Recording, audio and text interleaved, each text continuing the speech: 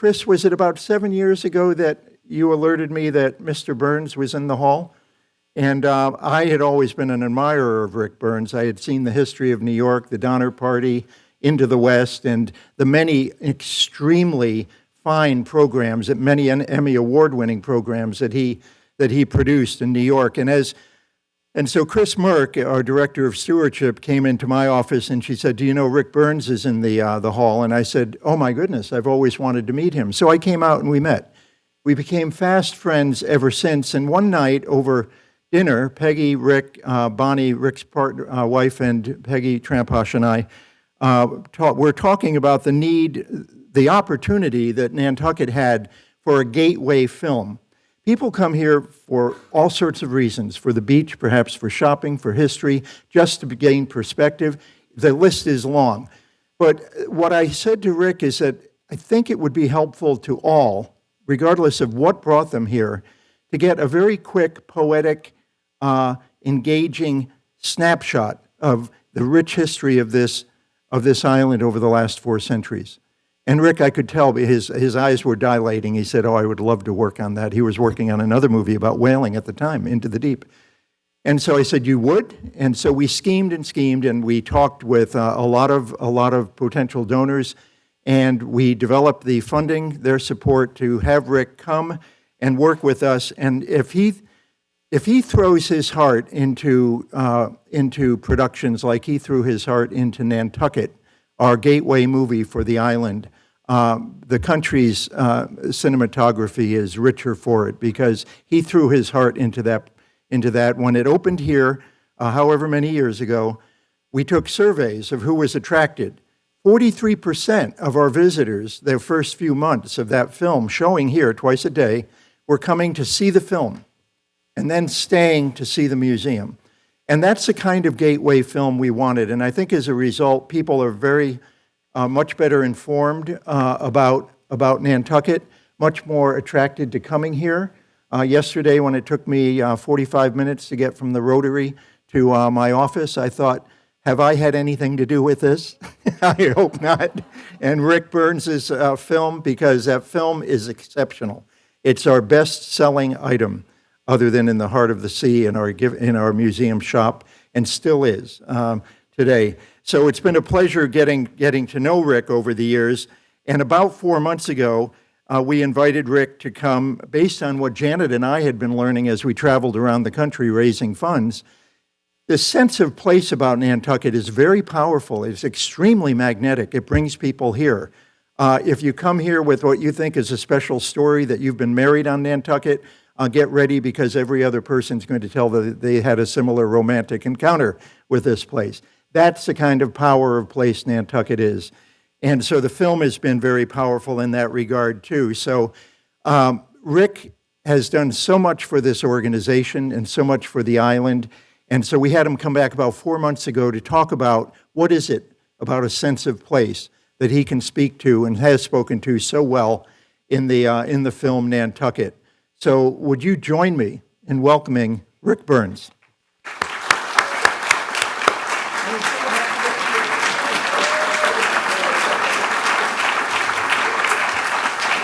That's very funny.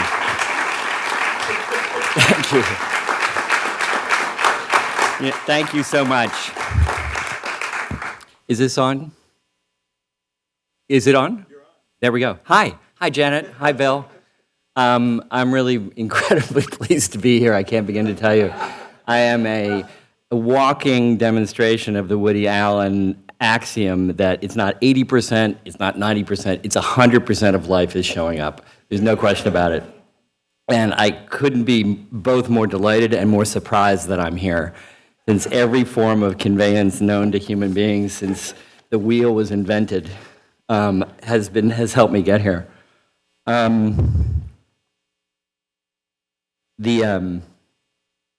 I feel more than a little bit like Ishmael arriving here in all sorts of ways. And I was going to say that even if I hadn't had a major comedy of errors getting from Manhattan to Nantucket, that, you know, every form of conveyance short of a boat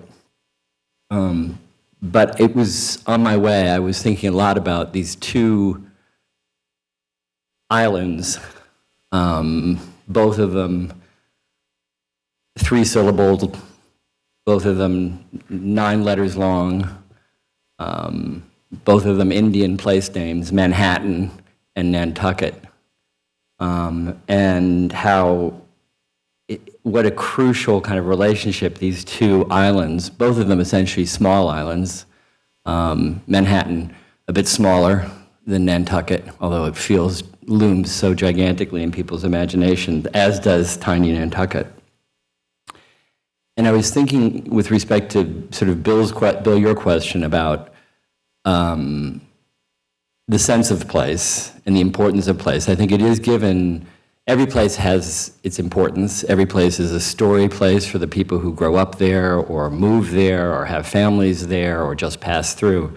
But there's no question, and we all know this, that there are places, particular hotspots in the world, dense places, which accumulate meaning for very special reasons, and therefore they become sort of poetic places, which in some sense, they're not different in kind, but they're different in degree, and after a while, the difference in degree becomes itself a kind of qualitative difference that places, these kind of places, at which I think islands, either literal or metaphorical, are very often these kinds of places that acquire that particular density and concentration.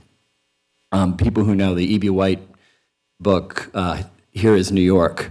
E.B. White, the great editor from the New Yorker, of course, author of Charlotte's Web, but he wrote a wonderful book in 1949 about New York. Very short, but one of the greatest things ever written about New York. And he said something about New York, and specifically Manhattan, which is as true of Nantucket as it is of New York. He wrote, "A poem compresses much in a small space and adds music, thus heightening its meaning. The city of New York is like poetry. It compresses all life, all races and breeds into a small island and adds music and the accompaniment of internal engines. The island of Manhattan is without doubt the greatest human concentrate on earth, the poem whose magic is comprehensible to millions, but whose full meaning will always remain elusive." And I was thinking about how sort of almost point for point true that is of Nantucket, that it's not just that there's a poetry to a place, there's certain places which are like poems,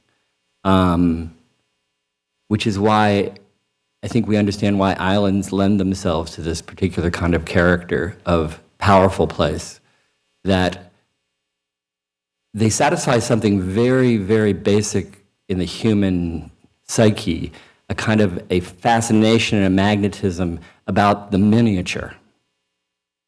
It's one of the reasons we like museums and sometimes particularly love small museums like this extraordinary one, because you can get your arms around it.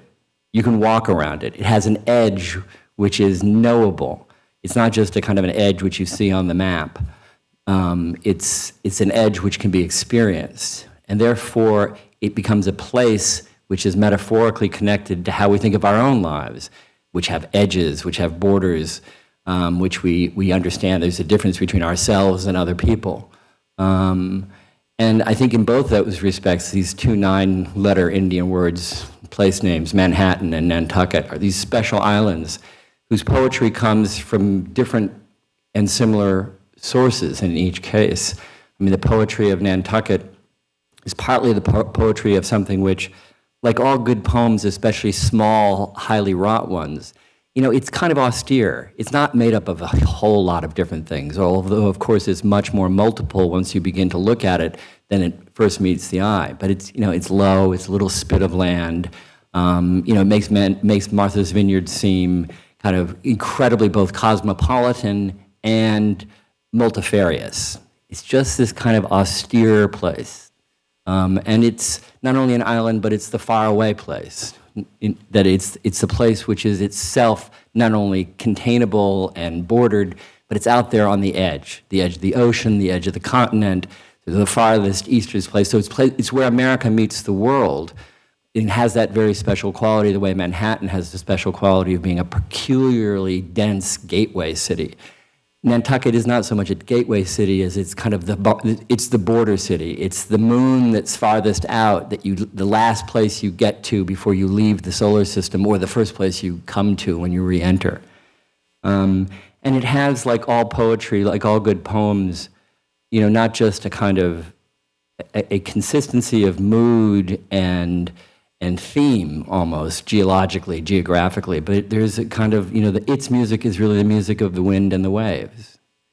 And that way in which it doesn't really matter what time of year it is, or where you are on the island, you feel that you can hear the ocean, you sense the ocean, it's very near there, and if it's out of sight for a moment, it will shortly be back in sight. And I think that music is the constant music, and it's not just a drum beat, which it also is the minute you get close to it.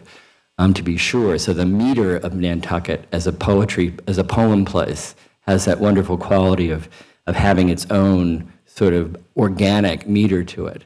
But it's also that sense that, highly wrought as it is in this kind of poetic way, it's not a kind of a manufactured wroughtness. You're here and its music is what it is because you're right there on the edge.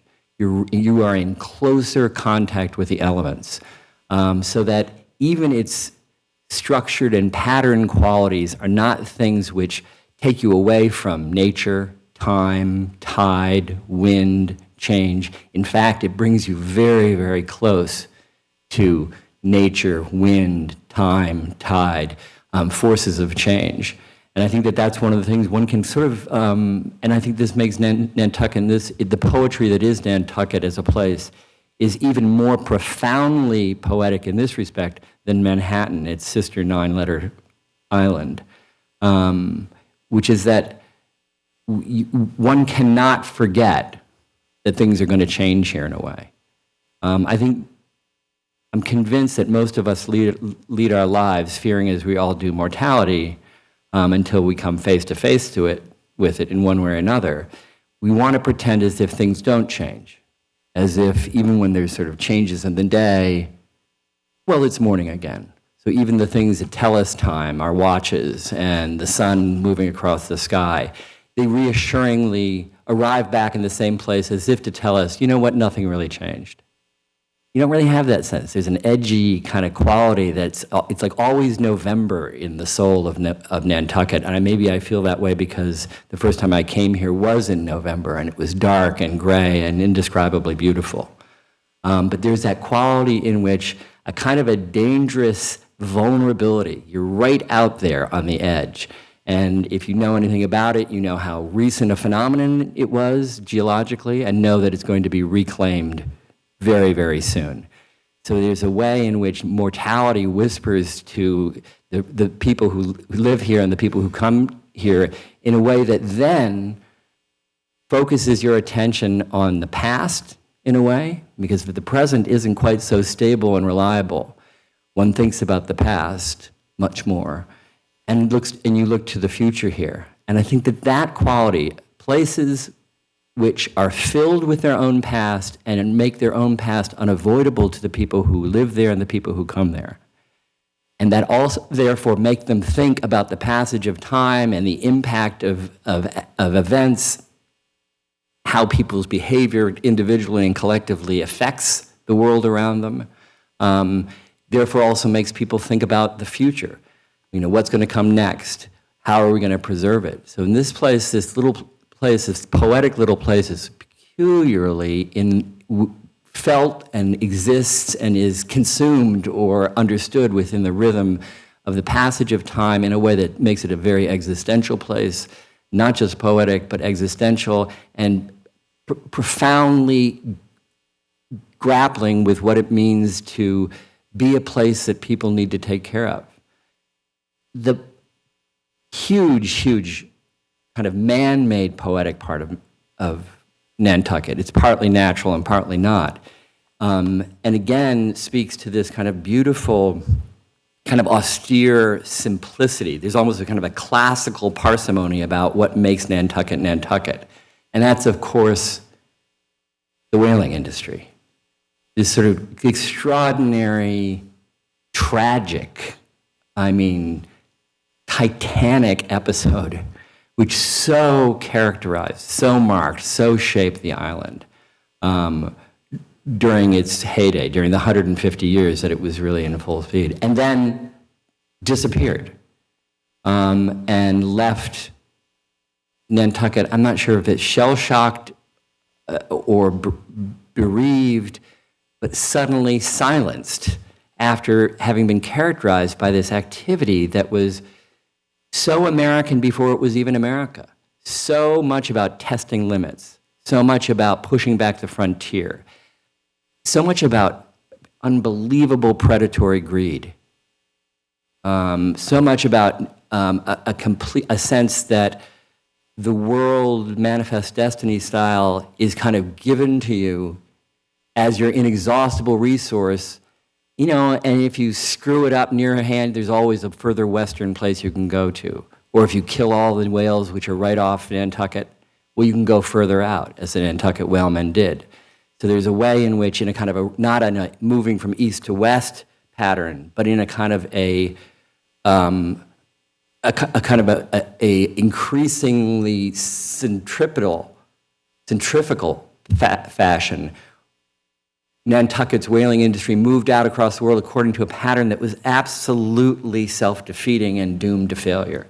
You needed bigger boats the farther that you went. You got more oil. The boats themselves couldn't come in over the low sandbar of Nantucket's harbor. The longer the voyages were, the more costly they were, the more it drove down the margin, the more difficult it was. And so there was this way in which this kind of remarkable pattern of predatory capitalistic investment of a very pure and intense and savage kind, driven by Nantucket, the most cosmopolitan place in the world, right through the middle of the 19th century, suddenly dies of its own, in a sense, almost by its own volition, dies by, and that becomes its past, which it then, almost in a daze, remembers and thinks and dreams and muses about in the sort of the silence of the century following the tanking of the whaling industry. And in being sort of absorbed so much by this cataclysmic, glorious, enriching, predatory, savage episode of its own history, which it had pioneered. It was the whaling capital of the world. It then had to figure out what it was going to be, and it had a lot of time on its hand, and it could be haunted by the memory of what it meant. And it could think about what the lessons were that could be drawn from this place, from that enterprise. And so that this most savage of all enterprises, and in a way the proto-capitalist one, the industrialist, the oil before petroleum, the thing that was going to sort of that did power the first episodes of the Industrial Revolution. Well, now sort of a vacant, quiet, stunned Nantucket is left to sort of think, what was that? And what is the nature of our custodianship for the island? For what's the nature of our relationship to other people, to other species, to extremely vulnerable and ephemeral pieces of geography like the island itself. And so that you have this kind of this beautiful poetic quality where, absorbed as it is by its past, during this long period of Brigadoon-like kind of reverie, it kind of invents itself in a different way as, an artist colony in the late 19th and early 20th century, and then increasingly as a summer resort, as summer resorting becomes a thing. But a place that then is also very, very aware of, preservation, conservation, historical conservation, historical preservation, preservation of other species, proper husbanding of resources. You don't just kill, don't just, sort of savage the oil resource and drive it to near extinction, but find some other way. So that this remarkable way in which Nantucket's poetry becomes, so bloody-minded as it is in its historical dimension, becomes this way in which it is thinking about the future for itself and the rest of the country every bit as intently and sensitively as it had been kind of savagely saying, the hell with the future, there's an infinite amount of it, we'll always be able to find more land, more resources, more whales, another western horizon to float over. And so that way in which this kind of the first full-fledged version of America in this very pure form, like America on steroids, kind of came out of the ground in this little place. Protestantism on steroids, Baptists and Anabaptists, and then Quakers, for God's sake. You have this, when de Tocqueville saw this extraordinary American thing in the early 19th century, which was this combination of an absolute rapacious desire for material wealth and a tremendous yearning for spiritual transcendence. All you need to be is Mary Starbuck in 1702, sort of, sensing the inner light and bringing this extraordinarily powerful, extreme form of Protestant belief into existence, becoming its caretaker and custodian on the island at the very moment or just before whaling itself takes off, so that you have rapacious proto-capitalism and resource extraction and Protestantism on steroids, all of it in a little community that, because it's on an island, because everybody knows everybody else, because there's a kind of an intimacy and it's scaled to the rhythm of individual biographies and families, everything's happening in plain sight. There's no escaping it. Everybody knows everybody else's business. So it's just this kind of extraordinary beyond poem. It's a kind of it's almost like our own Nantucket is almost like our own Iliad and Odyssey. Some kind of extraordinary piece of proto-real-life literature, which is showing us mythologically who we are going to become in good ways and bad ways, sort of like leading the way in good ways and bad ways, becoming the object lesson in all sorts of ways, and therefore not only embodying what's most powerful about the American dream in this kind of very early fashion, kind of like a prototype, the canary in the American mine shaft, but also embodying it in a way that shows what the problems with it can be and what the answers and what the way out. I mean, I go, how long is this island? How big is it? It's like 14 miles long, a little bit longer than Manhattan is tall. When you conceive the kind of power and poetry that's come out of this place with its minute population, always, it's really, really astonishing. And I think that just the way, although the connotations of these two different 9-lettered words are different, Manhattan, Nantucket, the extraordinary frisson which the syllables Nantucket have as a place name, even if you don't know anything that what I've been talking about, even if you've never been here, as Melville had never been here when he wrote Moby Dick.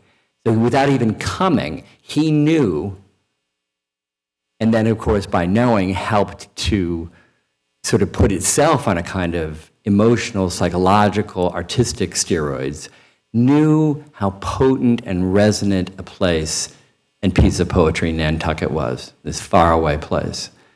So, I think the lesson to me of Nantucket as this poem, which has compressed so much into it, as E.B. White says, is that, like all real poetry, like all great works of art, it's not so much artificial as it's something in which you recognize things that are eternal. Difficult things, joyous things, summertime things, dark, gray, wintry things. But it has that peculiar quality of not seeming like something which is artificial or ornamental, but rather something in which you see, and the more you look into it, the more you do see things that are extremely elemental about the human experience, about nature, about time, which is quite a remarkable gift that a place can hold for its human beings, for the people who live there, and for the many more people who kind of come occasionally or come back again and again and again.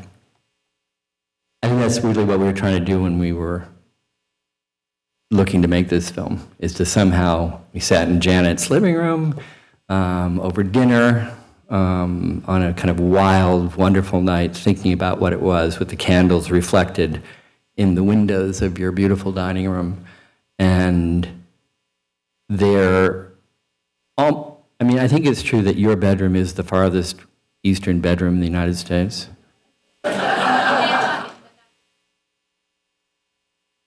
I'm not sure, because remember, the millennium came here first. It was proved. There's something, okay, it's good. They're out there on the edge, feeling as one does, perhaps ensconce it as no other place in Nantucket. That kind of edgy, sort of delicious but frightening feeling of being right next to it. And trying to find some way with you all, with Bill and your colleagues, to find some way to express it was just an incredible delight. And when I was walking, because the last form of transportation I had to take is I had to bail out of the car on the far side of town, because of course there was so I'm huffing and puffing. And I want to say, Bill, I feel like the banner that says Nantucket, a film by Ric Burns, is looking a little tawdry. So I was hoping maybe we could do a little whip around and just get a new version of it or something like that. No, what it really made me think is, was there something we would want to do to have another go at it, to add something to it, so that it did the thing that Nantucket does, which is stays the same partly by evolving and adapting, and because that's the wonderful thing, that it's not.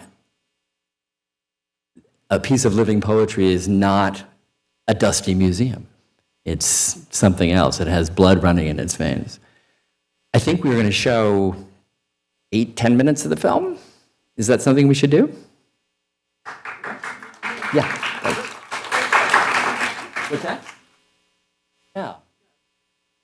Just the introduction part. And then I'm happy to continue talking obsessively until Bill and Janet get the hook, but take questions and think about it.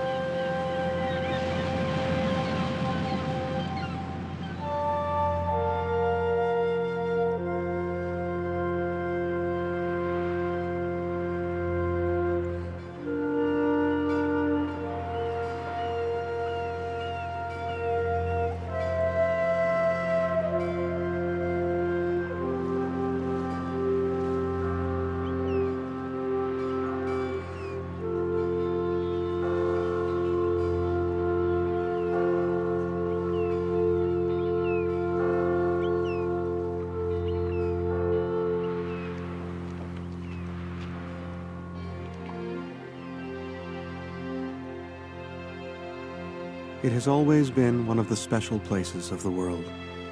A tiny, wind-swept spit of land, flung far out onto the surging currents of the North Atlantic, 30 miles off the coast of Cape Cod.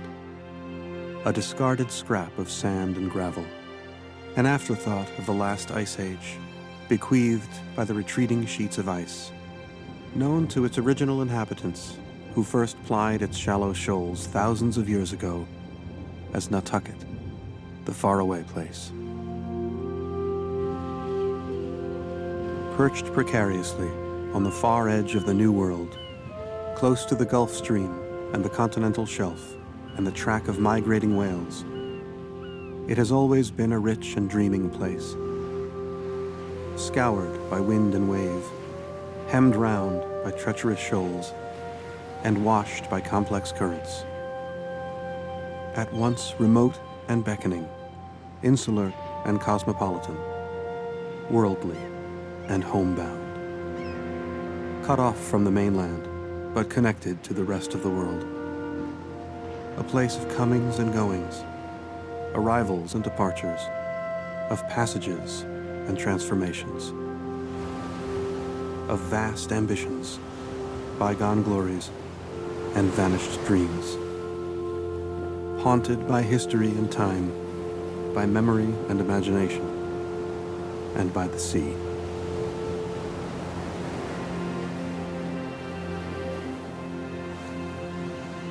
Islands are their own little worlds, and they intensify experience, is my experience.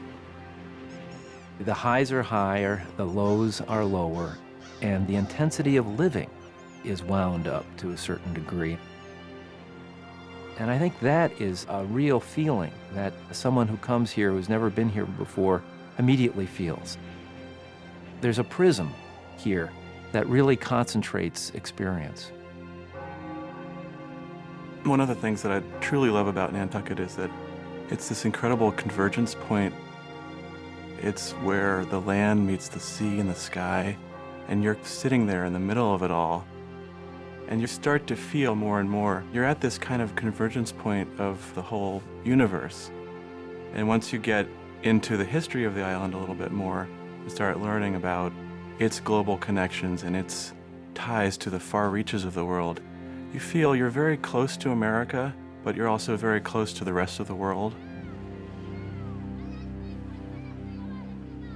Continuously inhabited by human beings since the sea first rose up around it 5,000 years ago, the island owes its distinctive poetry and character to the elemental natural and human forces that have shaped it, to the epic forces of time and tide, to the remarkable people who have come here, and to the primal calling they made their own, and that would come to define them.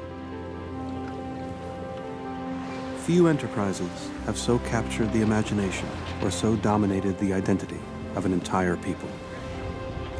Long after it had passed from the scene, the epic heyday of American whaling would remain a powerful presence on the tiny island of Nantucket, whose extraordinary history remains as palpable to this day and as thrillingly near as the cry of seabirds and the smell of salt air and the thunder of the sea. There's something mystical about islands to begin with. And this island decided to focus on whaling, and they took it to its greatest heights. And to this day, they're still proud, and they should be proud, of their whaling heritage. They were the envy of the rest of the world. People all over the world knew about Nantucket whalemen and how skilled they were at pursuing this largest of all quarry. In the course of its long and eventful history, the 14-mile-long spit of land that Herman Melville called an elbow of sand, all beach without a background, and St. John de Crevecoeur, a barren sandbank fertilized by whale oil only, has been at one time or another the haunt of Wampanoag fishermen, a refuge for persecuted Baptists and Quakers, an unsuccessful sheep farm, the greatest whaling capital in the world, a center of enlightened thought, an island ghost town and sea-washed brigadoon that time forgot, a sleepy artists' colony, a thriving summer resort, and a bellwether for the conservation and environmental movements. An island of new beginnings, what the poet and essayist Ralph Waldo Emerson called the nation of Nantucket. set proudly apart from the restlessly striving republic it has epitomized and so often pioneered. Nantucket has been a microcosm of America for more than 350 years. A magnet and a unique laboratory for some of the most powerful impulses animating the New World. Spiritual, commercial, and democratic.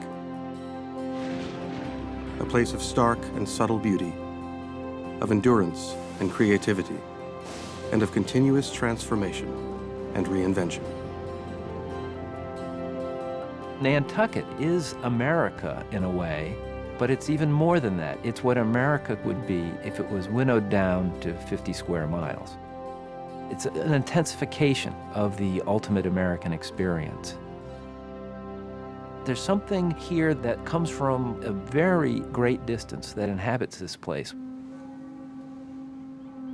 People talk about ghosts on Nantucket, and that may be a kind of manifestation of the sense that on this very confined space, there are forces that come to us from around the world, from the deepest parts of the universe, and they come to the vortex of this little island. So I just want to say that I might have a skewed point of view. Well, I'm sure I have a skewed point of view. But what an extraordinary thing that the most important, and I feel this strongly, the most important institution in a place, of a place, is a historical society. That in some sense, and people come to understand that the Nantucket Historical Association is kind of the ongoing, with its fellow institutions, the Athenaeum, Maria Mitchell, but at the heart, right where you get off the boat, connected so vividly in ways we can see to its history, a candle factory, whaling, but then in ways that people can't necessarily see if they don't go up to the extraordinary archives. That this is a place which is like sort of, you know, feels that it, the most important, I'm a trustee of the New York Historical Society. I think of it as an extraordinary institution, and indeed it is. It is not the most important institution in New York City. It's amazing to me that, and wonderful, and really shows, I think, the American possibility of sort of civic life. It casts it in the best possible light. That since the 19th century, there has been this institution where we're sitting today, consecrated not just to an extraordinary, you know, sort of one of the great collections of art and whaling Iana and manuscripts, but a custodian of something larger, not just the manuscripts and the paintings and the artifacts, beautiful and important those are, and the houses scattered around the island. In a sense, it's a custodian of the spirit of Nantucket. And it's been extremely ably led over time, and never more so than by you, Bill. And, you know, Janet, the work you've done in your time here has just been stunning, and it's got a reputation and an impact and a rightful place within the constellation of American cultural institutions. It's like Nantucket itself, so much larger than the institution, than the size of the institution. Like Nantucket, you can kind of take it in, or think you can, in however much time you want to spend at it. And then it turns out, like Nantucket, to be much, much deeper.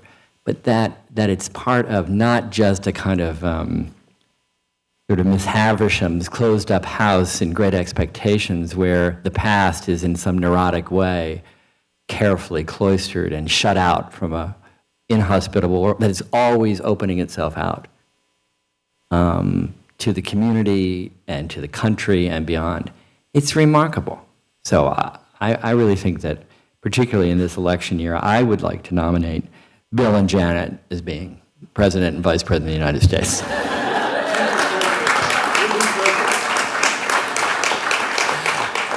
Anyway, those are just, I mean, I could go on because I love this place so much, but I'd be delighted to take any questions anybody had or complaints about the film or, you know, anything whatsoever.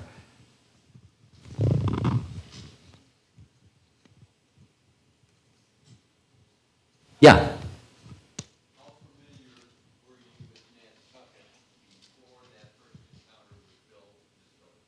You know, I'm a Martha's Vineyard guy. You know, summered on Martha's Vineyard since I was a... And really, the first time, I mean, this extraordinary thing. You know, it's part of the lovely cultural reality of the islands. You know, there's no way to get from Martha's Vineyard to Nantucket, and Nantucket likes that. You know, and you know, like the Vineyarders, they're kind of nonplussed. You know, I remember once early in the project, Nat Philbrick, is Nat here? Sailed over.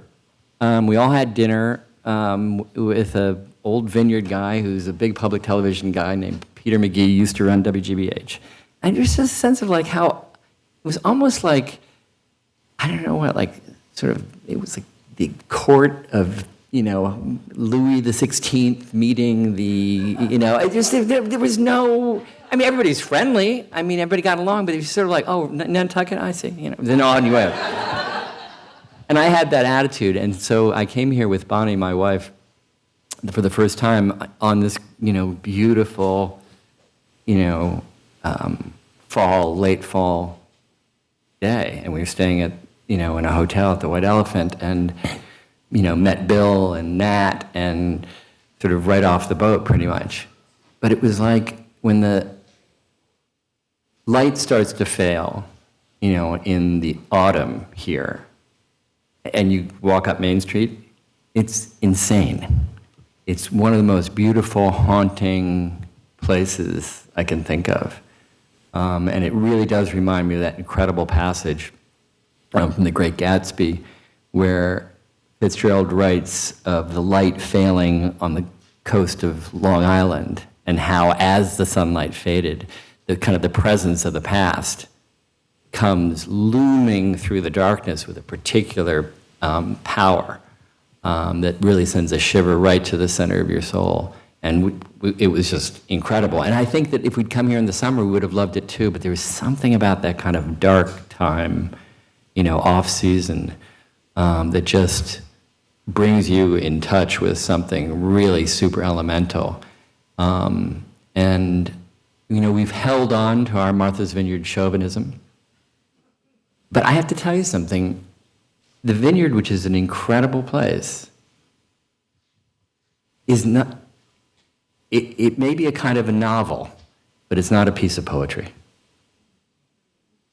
It has different chapters, it has many more sort of sections, but it doesn't have that thing which poetry really has, which is something which is quintessentially defining it as its core. It's a more multiple place. It's a more complicated place in some ways. But it's also a less, I don't want to say coherent. It's certainly a place that doesn't have the kind of resonance that Nantucket. And that's what we kind of came in touch with early. And what I sort of didn't know, except it becomes like a form of recognition. And you realize you'd sensed it without knowing it, because it's there in the word Nantucket in some way, which is, you know, some word out of the depths of childhood for people. Just even for people who've never come here, for people who don't know about Melville, don't know about whaling, you know, it's got that kind of quality. I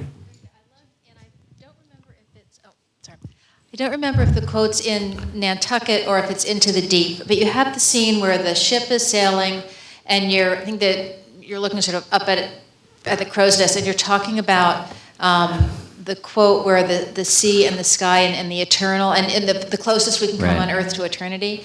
And that, to me, just is part of what the magic of Nantucket is. I can't look at the sea and the sky meeting enough when I'm here.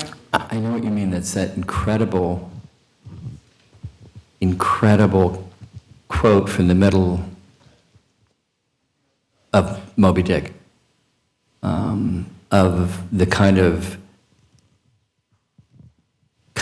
very down-to-earth, transcendent quality you can get, where you feel both connected to things literally below your feet when you're standing in the crow's nest, beneath our feet and between our legs swim, walruses and whales. This strong sense of being in genuine contact with things beyond yourself, but eyes wide open. This kind of really marvelous quality, which I think is something that all of us, of course, kind of yearn for. Like, how could I feel that connection to something larger without it being made up or conjured, in a funny way, without even having to worry about, do I believe in it? It's a much more visceral thing than religion. You're feeling your concrete kinship with the whole world, in the way Ben Simon put it so beautifully. You sort of you feel that the forces of the entire universe. And it's not some kind of affectation to feel that about a place like Nantucket, to feel that from the most intimate little thing, here you are in the darkness of your own soul, connected. And they're two, literally, you can just take the rings out as wide as you can go. That's an extraordinary thing. And most places do, I think, almost the opposite. They kind of cocoon us. They pull us inward. And that's good. It's not that there's anything wrong with that. But these places that kind of take your breath away by, I always think of it as the word we kept coming up with thinking about the film, is it's a transporting place. It takes you out of yourself. But you're still there. And it's really, it's quite remarkable. I know it smells like I've been smoking something, but not really. Yes, sir.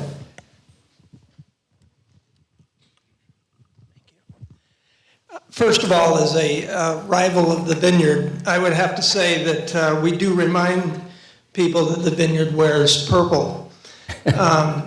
Just a local chant. But I don't have a question. I just want to say that I have seen your film dozens of times, and not once has it failed to bring me close to tears. The way that you have captured our island is remarkable, and I thank you. Oh, boy.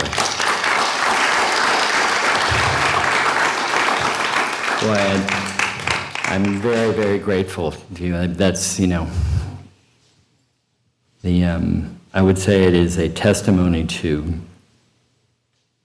the power of the place, that it does that. I mean, that it has that impact on people, and it was really what a labor of love it was to work on it with this incredible team of people. Yeah. Hi. You have to fit me, I have the microphone. We're thrilled that you were actually transported here physically, so thank you very much. I saw a documentary, I think it was on you, on how to make a documentary. It was a huge amount of work, the photos, the zooming in, zooming out, and I'm just wondering, how many hours does it take, or days, to get 1 minute of film? I'd like to hear a little bit of let the group here appreciate how much work it takes to get anything. It is, until you were doing it, I mean, how much work does it take to build a house? From getting the money to build it, getting the designs for it. I mean, so I don't really want to say that it's, in the end, there's the house. It's standing there doing its job, and it may be a lovely house. But, if you really stop to look how much human effort went into making it, mind-boggling. And a film is like that. It's really, you shoot really hundreds of hours of footage for an hour-long film. And And, you know, you tried, it's so easy to say something that's a cliche, and the first 10 attempts are just variations of a cliche. And then if you can just get to the point where, without being precious in its novelty, you can feel the statement that the film is making, whether in words or images or music or whatever, is both recognizably true, but not just a cliche. That takes a long, long time. So it'll take, you know, it could take 6 months to edit a film, 8 months to edit a film that's an hour long. And, you know, you sit down there, you know, when you start to edit a film, by definition, you've accumulated a lot of material. You've thought about it a lot. You've thought, what's this place about? What's this subject about? What are the main themes? How are you going to structure it? Who are you going to talk to? What are you going to look at? What's the feel of it? And then you go into the editing room, and and this is what's great about it. It's so humbling. You know, you start working on it, and it like has the barest. It does not resonate really at all to begin with in the editing room, and it fills you with anguish. It's just so, you know, because it just, and so. You know, one thing, you better sure as heck love making films and love the topic you've selected, because it's going to be so chastising to you. And I don't mean to say that it's disobedient, it's just recalcitrant. It resists. And what it does, though, is it requires you to do your very best. To do your very best. And you know, I've said this for 30 years, you know, well, we finished the film and we killed it before it killed us, you know? And that's really the way it is. Each time out, it doesn't get any easier to make these films. I've been doing it for 30 years or so. You know, you get better at it, like any craftsperson, but it doesn't feel like any bit easier 30 years on. Oh, thank you all so much. If you have any more questions, Rick is going to be here for a little while joining us for some refreshments, so please feel free to ask. We just wanted to give you this. It's a book about Nantucket and Martha's Vineyard. Oh, that's so, see? It's a peace offering. A born politician, that's what I said. I mean, thank you so much. Thank you so much. Thank you.